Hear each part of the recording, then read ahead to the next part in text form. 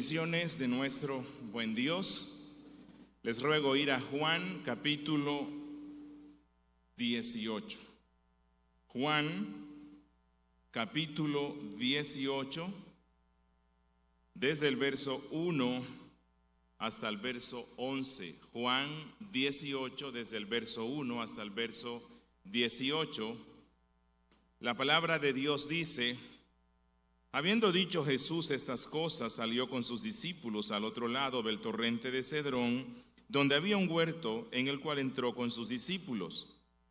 Y también Judas, el que le entregaba, conocía aquel lugar, porque muchas veces se había reunido allí con sus discípulos. Judas, pues, tomando una compañía de soldados y alguaciles, de los principales sacerdotes y de los fariseos, fue allí con linternas y antorchas y con armas. Pero Jesús, sabiendo todas las cosas que le habían de sobrevenir, se adelantó y les dijo: ¿a quién buscáis? Le respondieron: a Jesús Nazareno. Jesús les dijo: yo soy. Y estaba también con ellos Judas, el que le entregaba. Cuando les dijo: yo soy, retrocedieron y cayeron a tierra. Volvió pues a preguntarle: ¿a quién buscáis?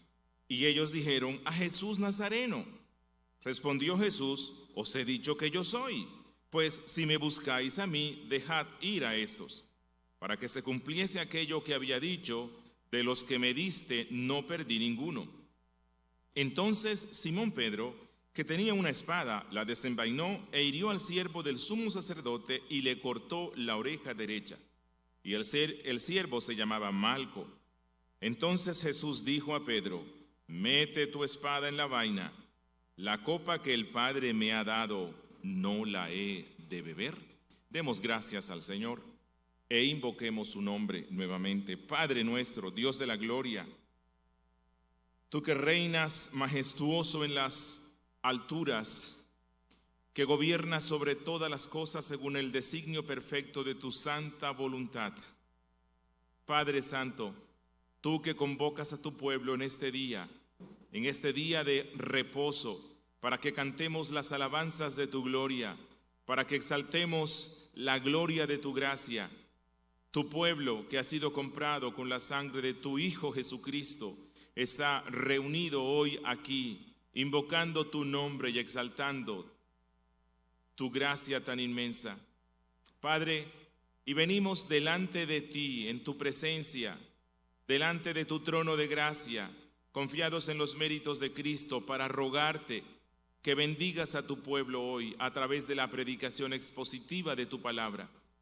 Permítenos, oh Dios, ver una vez más la gloria de Cristo como Redentor y Salvador, la gloria de Cristo entregando su vida en rescate por su pueblo, la gloria de Cristo dándolo todo y bebiendo la copa hasta la última gota para cumplir con ese pacto de redención y ser así el Salvador de nuestras almas.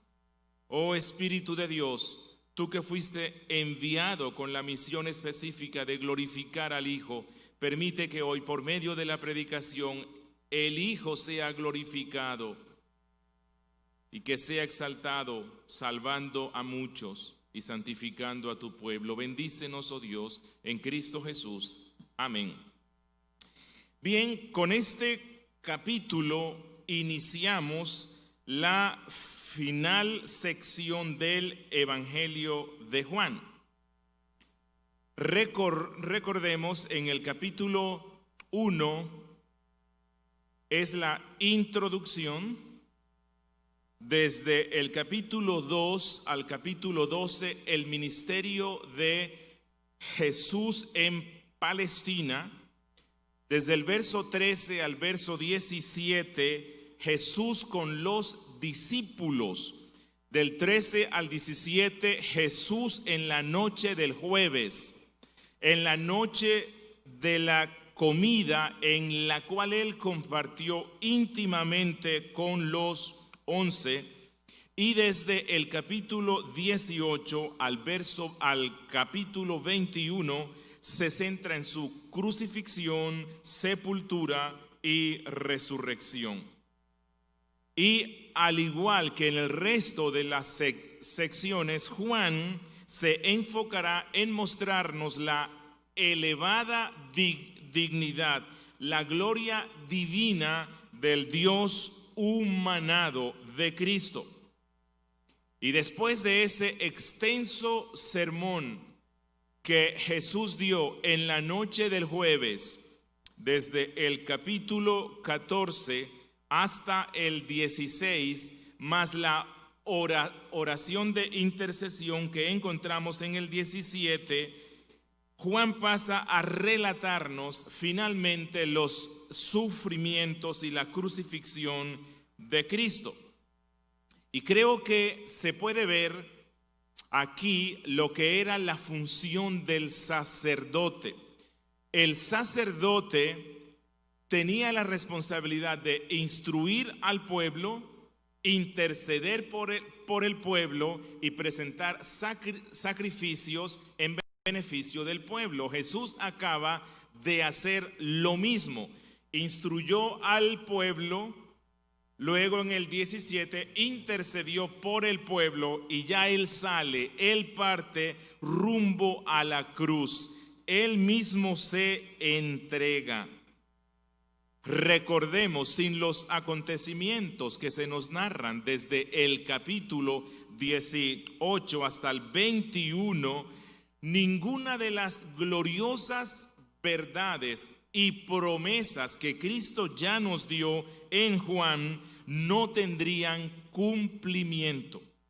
Sin estos sucesos que se nos van a narrar, Jesús no podría dar vida eterna. Jesús no podría ser el pan de vida, el agua viva, el buen pastor, la vid verdadera. Sin lo que se nos narra desde el capítulo 18 al 21, Jesús no pudiera haber enviado al Espíritu Santo, no pudiera dar la restauración a Israel, no podría prometer los cielos nuevos y la tierra nueva, no nos revelaría plenamente al Padre, no tendríamos la manifestación más grande del amor de Dios. Hoy vamos a enfocarnos en la primera sección de Juan capítulo 18, que va desde el verso 1 hasta el verso 11, y deseo que nos centremos brevemente en ver 7 aspectos fundamentales que Juan nos quiere mostrar. Primero, la intensa vida de oración del Salvador, versos 1 y versos 2. Se nos dice muchas veces se reunió en el huerto. Segundo, quiero que observemos la extrema dureza del corazón a la que puede descender un apóstata, verso 3, el caso de Judas. Tercero, el desprecio que los hombres manifestaron hacia el Salvador, allí mismo en el verso 3, lo trataron como si fuera un peligroso criminal al buscarlo con armas. Cuarto, quiero que observemos la entrega voluntaria del Salvador en el verso 4. Dice que salió al encuentro de sus captores. Quinto, quiero que observemos la gloria divina e irresistible del Salvador, versos 5 al 6, se nos dice que cuando Él dijo, yo soy, retrocedieron y cayeron a tierra. Sexto, quiero que observemos el llamado pastoral del Salvador para con sus discípulos, versos 7 al 9. Él dijo, si me buscáis a mí, dejad ir a estos. Y séptimo, vamos a ver la sumisión absoluta de nuestro Salvador a la voluntad del Padre, versos 9 al 11. Él dijo, la copa que el Padre me ha dado, no la he de beber. Empecemos con nuestro primer aspecto, la intensa vida de oración del Salvador. Dice en el verso 1, Habiendo dicho Jesús estas cosas, ¿cuáles? Las que se nos narran desde el capítulo 13 hasta el 17. Salió con sus discípulos. ¿De dónde? Muy posiblemente del aposento alto, al otro lado del torrente de Cedrón, donde había un huerto en el cual entró con sus discípulos. ¿Cómo nos dice Lucas, Mateo y Marcos que se llamaba este huerto? Getsemaní, el cual estaba a los pies del monte de los olivos, un monte lleno de plantas de olivos. Pero Juan nos dice que para Cristo ir a este huerto pasó por el valle o el torrente de Cedrón. Y creo que esto es muy importante porque en la historia bíblica se nos narra que en este valle pasaron muchos acontecimientos significativos, pero me quiero centrar solo en uno. Bueno, en Jeremías 31, verso 40, a este valle se le llama el Valle de los Cuerpos Muertos y de la Ceniza. Pero en segundo libro de Samuel, capítulo 15, verso 23, se nos narra una historia triste. David está huyendo de la persecución de su propio hijo. Y la historia bíblica nos dice que él pasa por el torrente de Cedrón llorando y profundamente entristecido porque su propia familia, su propio pueblo lo persigue con el fin de matarlo. A la luz de la escatología y de la interpretación bíblica, David es un prototipo de Cristo. Y Cristo entonces también pasa por el mismo valle en una condición de sufrimiento y de profunda humillación. Juan nos dice que Cristo entró en el huerto. ¿En cuál huerto? En el huerto de Getsemaní. Él no nos cuenta que Jesús allí sufrió una profunda agonía como la que nos cuenta Lucas.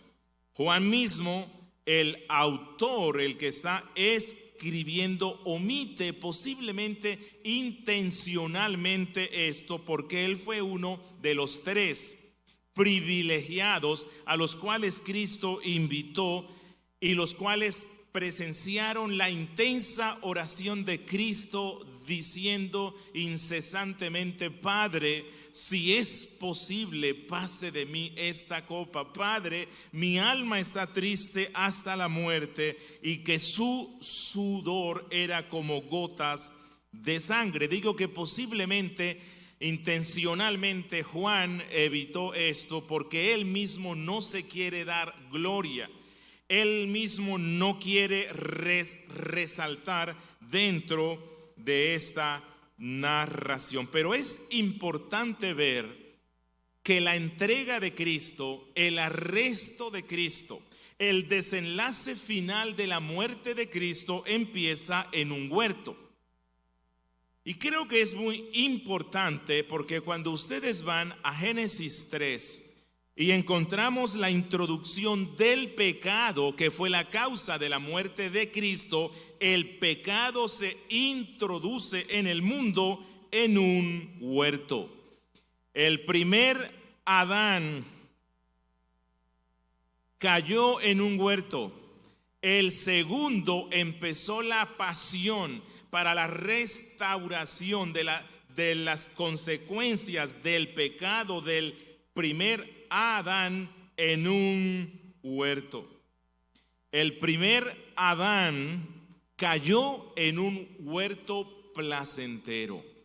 El segundo estaba rodeado de persecución y de enemigos, pero triunfó. En Edén, Adán conversó con el diablo. En Getsemaní, el segundo Adán buscó el rostro de su padre. El conflicto en Edén ocurrió en el día, en Getsemaní en la noche.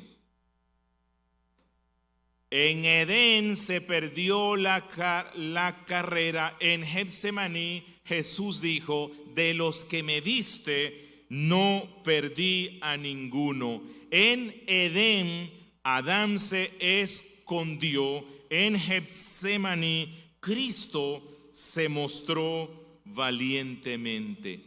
En Edén Dios tuvo que buscar a Adán. En Getsemaní el segundo Adán buscó al Padre. Versículo 2. Y también Judas, el que le entregaba, conocía aquel lugar porque muchas veces Jesús se había reunido allí con sus discípulos. Al parecer, Cristo y los suyos convirtieron ese huerto en un sitio de oración, meditación y reunión, en especial por las noches. Si usted va a Lucas 22:39, él nos dice: y saliendo se fue como solía, es decir, como acostumbraba, al monte de los olivos. Hay un himno, a solas al huerto yo voy, el cual nos recuerda los huertos especiales de la Biblia, que eran sitios de oración y encuentro con Dios. Y nos dice Juan que esa es la razón por la cual Judas conocía de antemano el sitio exacto para donde Cristo iba a ir luego de la cena. Judas sabía que Cristo era un hombre de oración, y si deseaba encontrarlo, tenía que ir al jardín de la oración. Pero quiero que observen algo más. Jesús sabía que Judas conocía que él iba a estar en ese sitio, y no obstante, Jesús fue. ¿Por qué fue?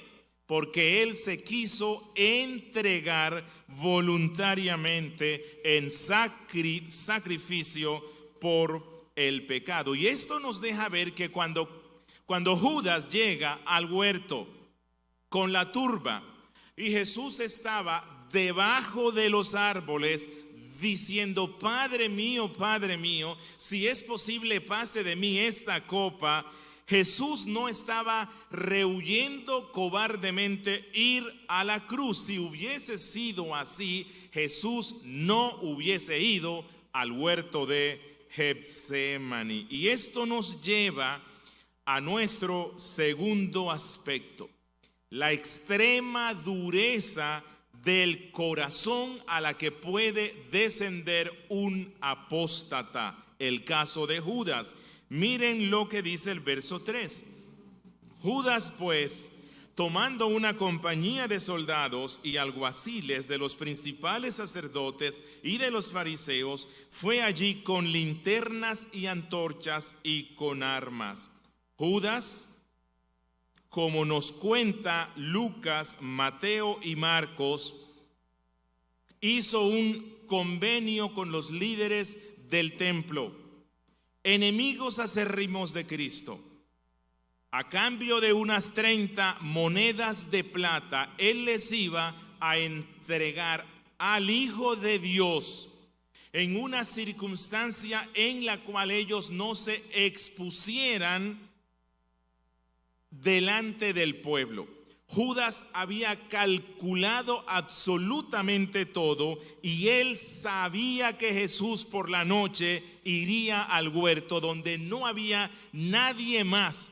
que aquellos que amaban aparentemente a Cristo no iban a darse cuenta, y Juan nos dice que él fue con una compañía de soldados, posiblemente entre 300 a 600.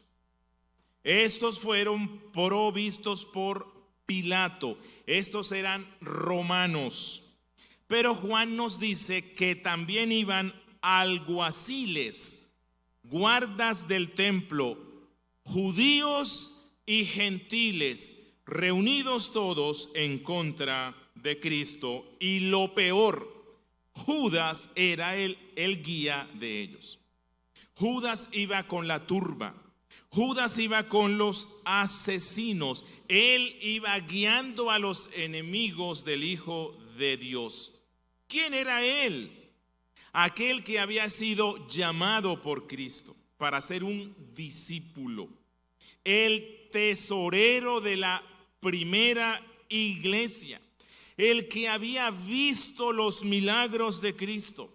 El que había oído las enseñanzas de Cristo. Conocía la teología cristiana y él era uno de los que acompañaban a esa turba de perros rabiosos. Judas, el exdiscípulo de Cristo, unido con el príncipe de las tinieblas. Y lo peor, para la más perversa acción que jamás se haya cometido en este mundo, Lucas nos cuenta que Judas escogió el símbolo más sagrado, un beso. Y Juan nos muestra que escogió la noche más sagrada, la Pascua, el lugar más sagrado, el jardín de la oración de Cristo. Tercero, quiero que observemos el desprecio que los hombres manifestaron hacia el Salvador. Nos dice Juan que Judas fue con todos ellos, con esta turba, con linternas y antorchas y con armas. Es decir, como si ellos fueran a prender al criminal más peligroso del mundo. Linternas y lámparas como si él se fuera a esconder. Linternas y lámparas para buscar a la luz del mundo. Y por cierto, esa era una noche de luna llena. Espadas y palos para arrestar al príncipe de paz. Esto era una ofensa cruel contra él. Para el varón de dolores, experimentado en quebranto, la presencia misma de estos rufianes que a la luz de lo que dice el Salmo 22 eran como perros, como toros, considerando a Cristo como una presa. Para él ya esto significaba sufrimiento indescriptible. Habían salido contra él como si fuera un criminal, un ladrón. El poder del diablo estaba actuando en ese instante. Cuarto, quiero que observemos la entrega voluntaria del Salvador. Versículo 4 dice: pero Jesús, sabiendo todas las cosas que le habían de sobrevenir, se adelantó, se anticipó, salió del jardín de la oración y les dijo: ¿a quién buscáis? Ya había empezado el desenlace final que lo iba a conducir a la cruz como el Cordero de Dios que iba a dar su sangre para el pecado del mundo. Pero Juan, cumpliendo con el propósito de su libro, nos muestra una vez más la divinidad de Cristo cuando dice que él conocía todas las cosas. Siempre que Cristo iba al templo y observaba el sacrificio del Cordero, los sufrimientos de él se acrecentaban, porque él tenía pleno conocimiento de que un día él iba a ser sacrificado y torturado como ese Cordero. Desde un principio, Jesús supo que lo que le esperaba a él en este mundo eran látigos, coronas de espinas, una cruz y por sobre todo, lo más terrible, llevar sobre él el pecado de su pueblo. Esa es la razón por la cual él sale y voluntariamente se entrega. Él sale y se encuentra con la turba y con Judas. No sé si recuerdan, cuando el pueblo quiso hacerlo rey en varias ocasiones, ¿cuál fue la respuesta de Cristo? Se fue, se escondió, se apartó.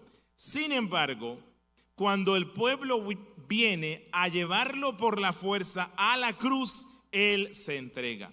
Lo cual nos muestra que él vino a este mundo a sufrir, y cuando el sufrimiento vino según el tiempo determinado por Dios, él mismo se entrega. Por cierto, el primer Adán se escondió en el huerto. El segundo salió al encuentro de sus adversarios. ¿Por qué? El primero se sentía culpable. El segundo, Cristo, era inocente. Y Cristo, calmadamente, como un rey majestuoso que no teme nada, se para delante de la turba y les dice: ¿a quién buscan? Calmadamente, él daba su vida a cambio de muchos. Y no titubeó. Él mostró que tenía el control sobre todas las cosas. Y cuando ellos ven que él sale y amablemente dice: ¿a quién buscan?, esto tuvo que sorprender tremendamente a la turba, que no estaban enfrentándose a un hombre común. Y esto nos lleva a nuestro quinto aspecto: la gloria divina e irresistible del Salvador. Versos 5 y 6 dice: le respondieron a Jesús Nazareno. Jesús les dijo: yo soy. Y estaba también con ellos Judas, el que le entregaba. Cuando les dijo: yo soy, retrocedieron y cayeron a tierra. La respuesta oficial que dio el vocero de la turba fue: hemos recibido la orden de arrestar a Jesús, el de Nazaret. Y Cristo allí mismo no se esconde, sino que él dice: yo soy, yo soy. Pero Juan nos narra algo que los otros tres no nos cuentan. Y es que cuando Cristo dijo: yo soy, y tenemos que recordar que en el Evangelio de Juan ya hemos visto los 7 yo soy, que nos presentan la divinidad de Cristo, quien como el Padre puede decir: yo soy el que soy. Cuando Cristo le responde a la turba y él dice: yo soy, Juan nos dice que la turba pierde el equilibrio, retroceden y todos caen de espalda. Ante la voz serena de Cristo, ante esa voz majestuosa y divina que transmitía paz incluso en medio de ese momento tan difícil, no ocultándose, identificándose con la dignidad de un rey, ellos se sorprenden y un poder especial sobrecoge a la turba, de manera que caen de espaldas, incapaces de resistir el poder de la voz, de la majestad y la santidad de Cristo, incapaces de resistir la mirada escrutadora del Hijo de Dios y esa santidad abrumadora. Y esta es otra prueba de la divinidad de Cristo que nos brinda Juan. Deseo aprovechar esta oportunidad para dar una corrección a una práctica muy popular que existe hoy dentro del pueblo cristiano, y es la costumbre de caer de espaldas supuestamente delante de la presencia de Dios. Personas que se desmayan y caen de espaldas supuestamente por la ministración del Espíritu Santo. En la Biblia se nos menciona muy poquitos eventos en los cuales algunos cristianos se desmayan delante de la presencia de Dios.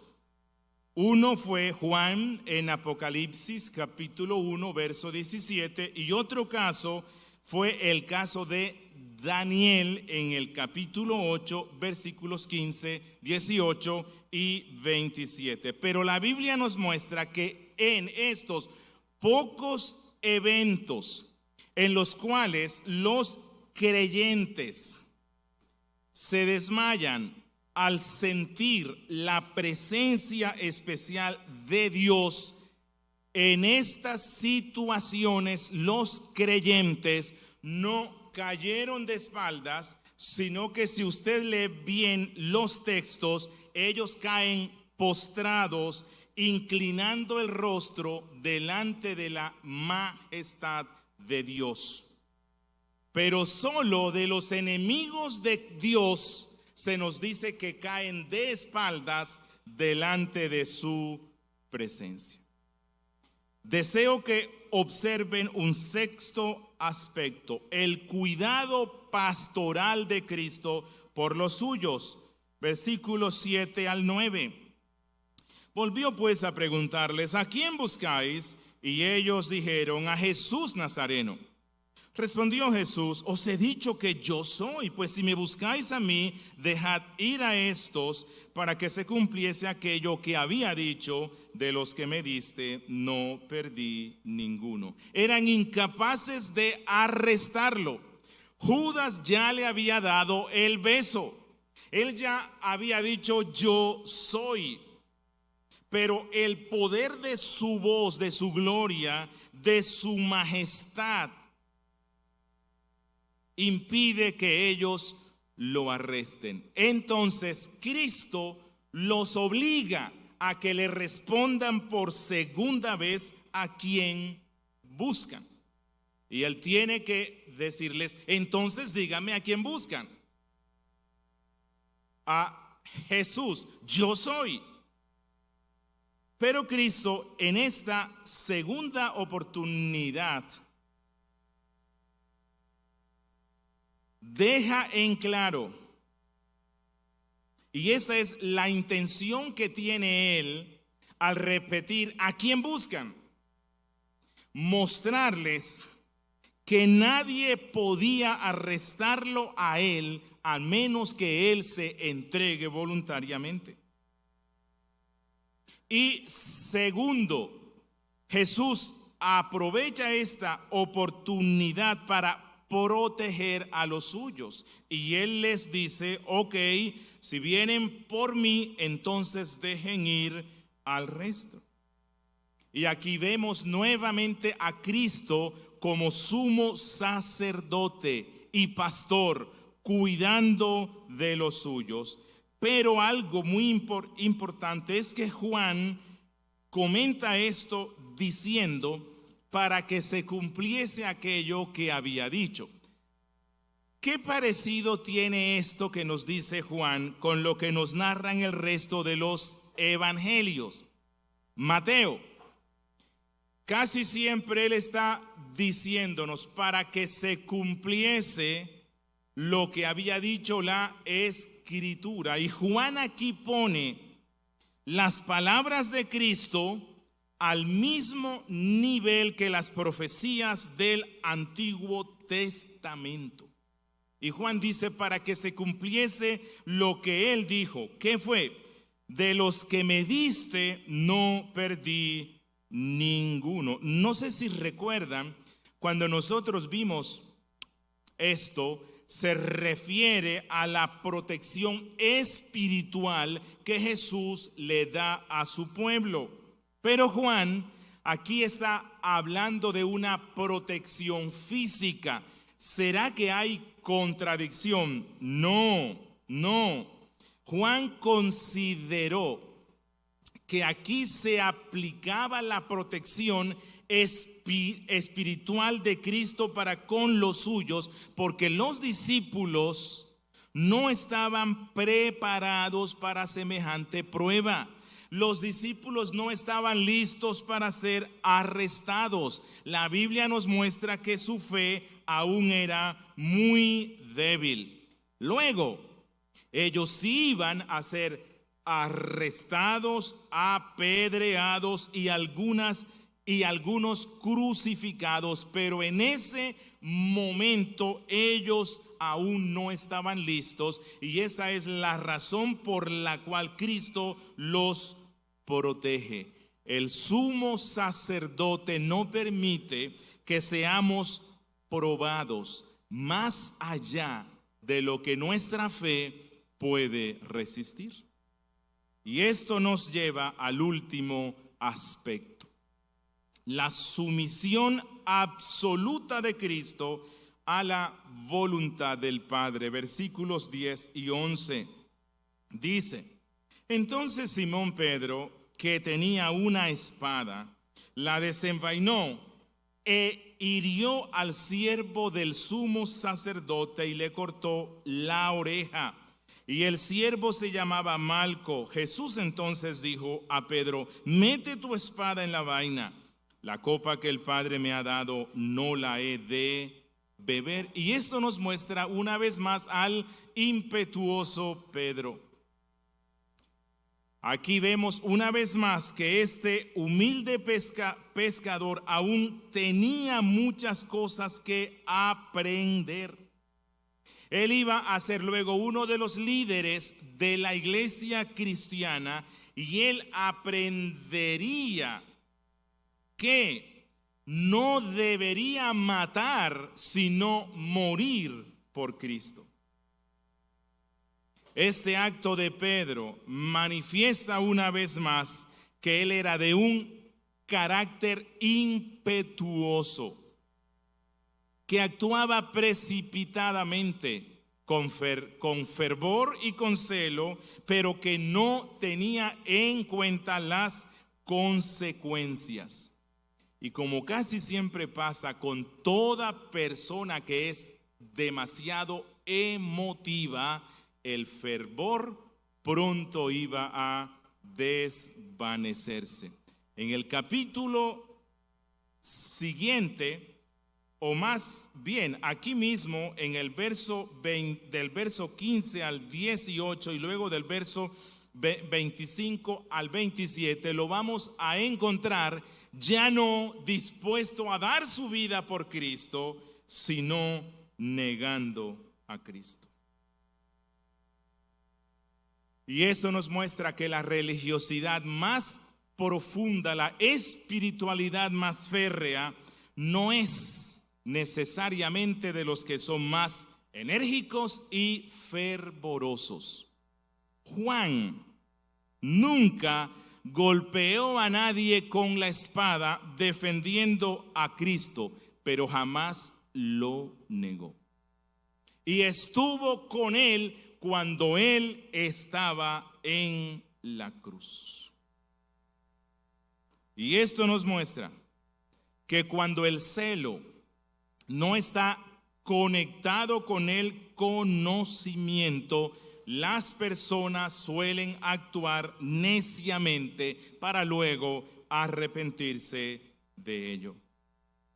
Y Juan finaliza diciendo que Jesús reprende fuertemente a Pedro y le ordena que envaine nuevamente la espada, o más bien la daga con la que él andaba. Pero Cristo aprovecha la ocasión para darle una lección importante a Pedro, a los suyos y a los cristianos que son amantes de la persecución, que son amantes del uso de la espada para supuestamente defender la fe.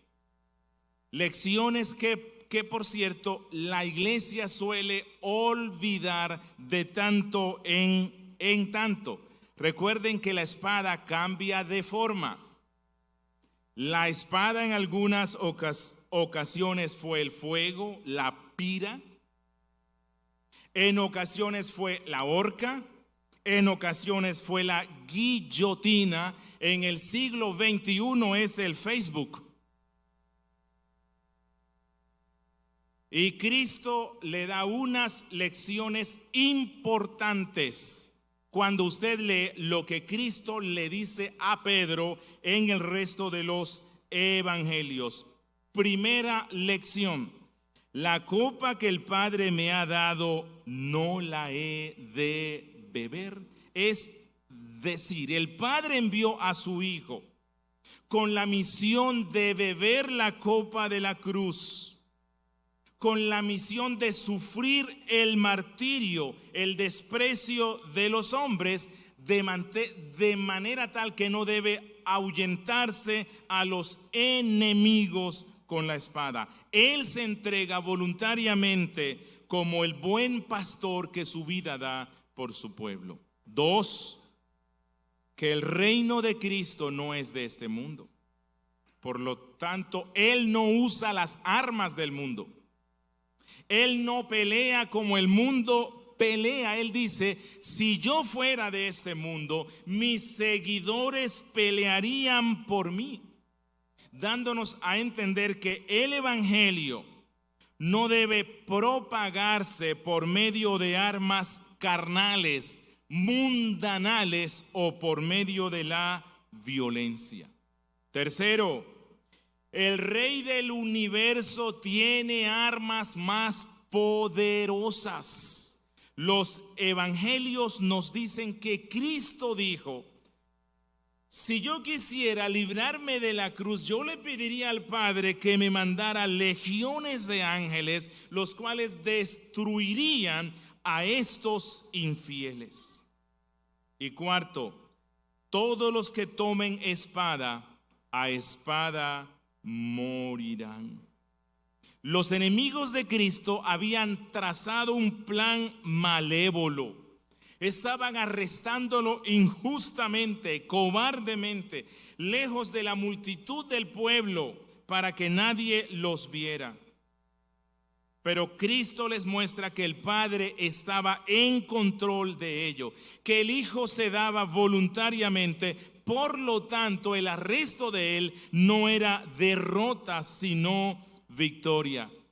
Y la historia misma nos muestra que cuando los cristianos deciden usar la espada y todo lo que ella pueda representar hoy día para luchar en contra de los enemigos del reino, la misma clase de espada se vuelca contra ellos. Nuestro Redentor definitivamente es el príncipe de paz, el varón de dolores, el humilde entre los humildes y por sobre todo el sumo sacerdote que vino a presentar un sacrificio perfecto delante del Padre, y que ese sacrificio era Él mismo voluntariamente. Deseo terminar con unas aplicaciones. Hermanos, primero que todo, aprendamos las lecciones que nos deja la dureza del corazón de Judas.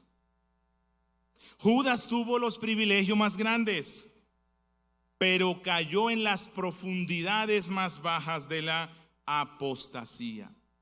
Al igual que Judas, podemos conocer la doctrina y enseñarla a otros, y sin embargo, tener un corazón tan corrupto como el de él y acabar en el infierno junto con él.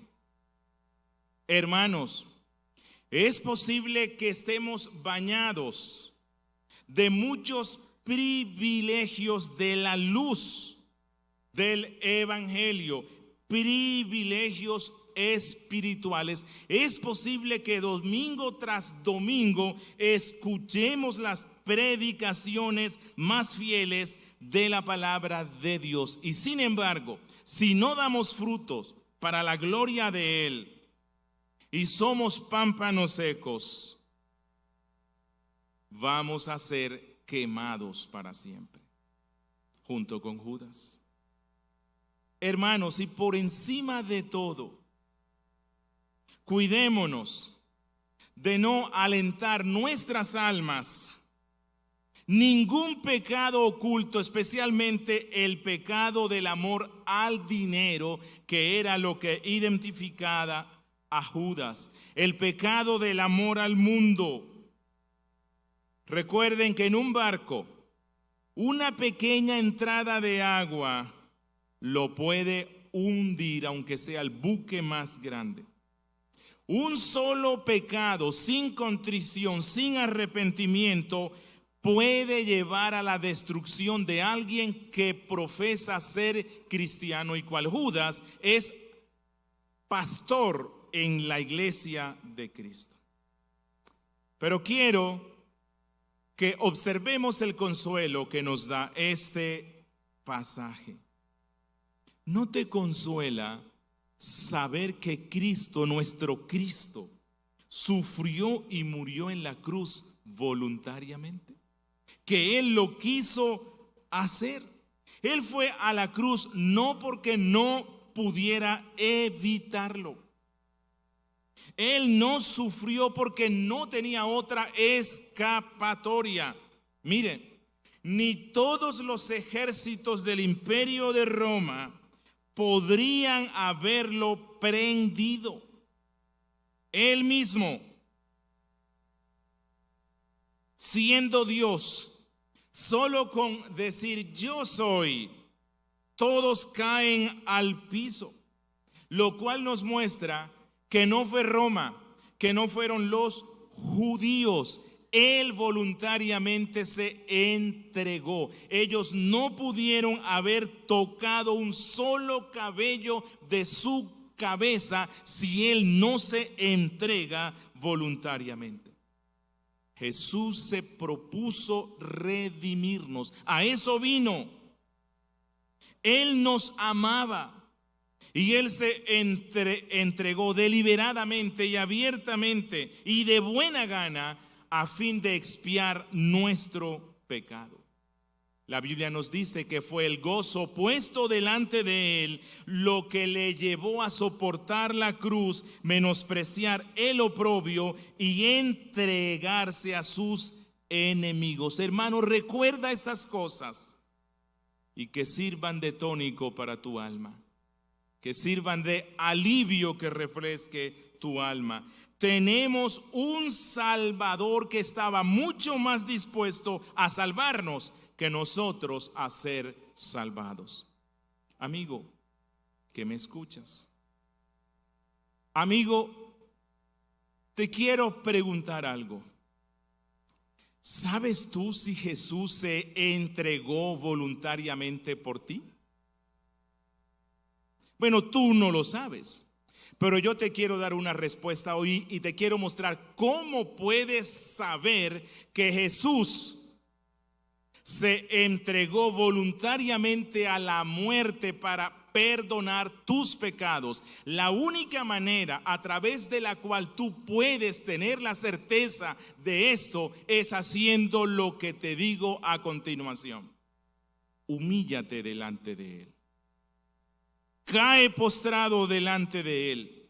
confiesa tus pecados, reconoce que eres digno de muerte y del infierno, que tú fuiste uno de los que participaste de aquellos que decían crucifíquenle, crucifíquenle. Humíllate delante de él, pídele perdón y como el publicano di: Señor, sé propicio a mi pecador. Si haces esto de corazón sincero, tendrás la certeza plena de que Jesús se entregó voluntariamente en la cruz por tu bien eterno.